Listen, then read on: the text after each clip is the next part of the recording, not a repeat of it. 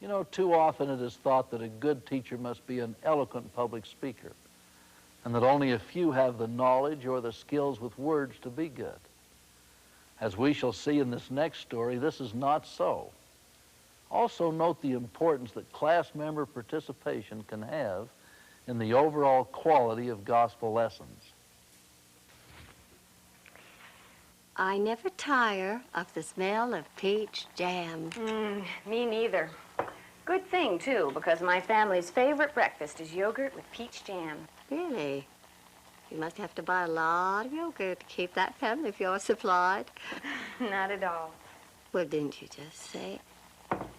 Now, you're not going to tell me you make your own yogurt. I learned how in Relief Society. It's really not difficult at all. Oh, Karen, with all you have to do, and here you are helping me. You quit worrying about other people doing things for you. After all the things you've done for so many people all through the years, this batch should be just about ready. If I could just help somehow, I'd feel it was fair. Well, actually, Dorothea, I was hoping that you could help me. When I first moved here, I heard you teach Relief Society. I always wanted to be able to teach just like you, but I never thought that I could. Well, now I've been called to be a Relief Society teacher, and I just don't think I can do it. What am I going to do, Dorothea? I'll tell you what. While you finish bottling that jam, I'll tell you a story. It might help you. I don't know if you knew that I used to be very shy. After I joined the church, I avoided speaking in front of a group of people, except once when I bore my testimony. In those days, they didn't emphasize so much everybody participating. Then one day, the bishop called me to be a Relief Society teacher. I thought he had lost his mind. And then soon, I was going to lose mine. Oh, I read and read every minute I had trying to prepare for my first lesson. I read my manual over and over. But the old manuals didn't suggest how to present the lesson as they do now. And I just didn't know how to make a lesson on my own. For a whole month, I was filled with terror.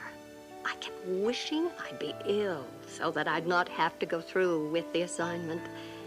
I made posters of all the scriptures I could find, not because I could use them all, but because I couldn't think of anything else to do. I was so frightened I'd forget what to say.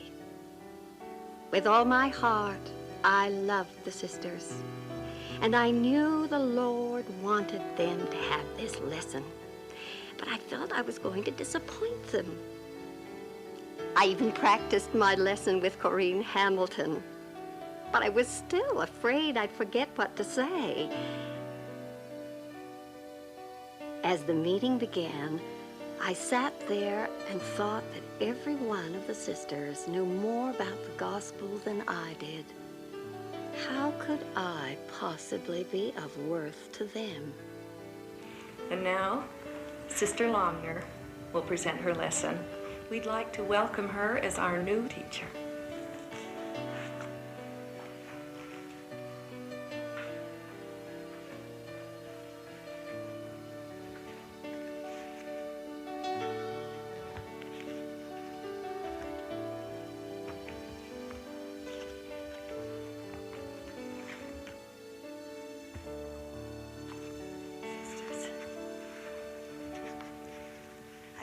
I feel very humble. I hope I can teach Heavenly Father's words today. Our lesson is love in action. If we love each other, we will be kind to each other, and we will do good things for each other. And if we don't help each other, then that means we don't love each other enough. Sisters, I'm sorry I can't say things better. I hope you'll understand what I'm trying to say.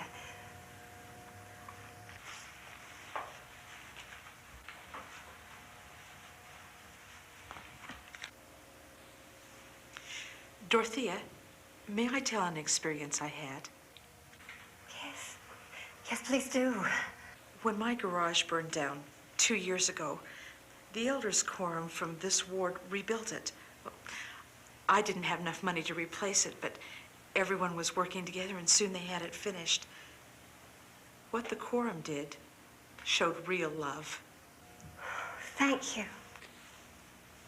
When I was a little girl, I fell into a duck pond and my brother saved me from drowning. He was only 10. Thank you. That reminds me now of what I wanted to say. Every Thursday for the past year and a half, I've been going to the temple and staying all day.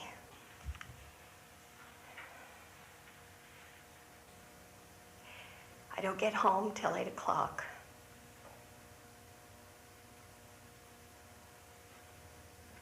And Sister Larson always has a supper waiting on my kitchen table. Our lesson says that we should try to think of what we can do to show love to others. That is how the first lesson went. I felt that all the sisters wanted me to do well. We had so much love for each other. I'd never thought that the class members would help me teach. I learned so much from that first lesson. I loved those sisters, and their love for each other allowed the Spirit of the Lord to be with us. There was always a sense of great caring about your lessons. The Lord blessed me very much. I could tell you also worked very hard. Thank you, Dorothea. You've given me some hope. Those days of teaching were some of the happiest of my life. I was so worried when the bishop called me to teach. But as I kept teaching, my confidence grew and grew. Teaching is one of the most rewarding church experiences I've had. And now you're going to be able to receive those same blessings. What a wonderful opportunity for you, Karen. The Lord blessed me very much, and I know He'll bless you. Well, I've learned that teaching is like following a recipe. When you put in the right ingredients, the results are delicious. You'll do just fine, Karen. It doesn't matter so much if you say things just right. What matters is that you have the Spirit of the Lord with you as you present the material you have prayerfully prepared, and that you love those you teach. They will feel that Spirit, and it will teach them directly. They will likewise feel your love and will want to help you in your lesson, and you and they will be learning together. The purpose of gospel teaching is to help others grow in faith and righteousness. Each member can find his or her own teaching style in order to teach successfully. Seek the Spirit. Love your students. Prepare. Segment number 2.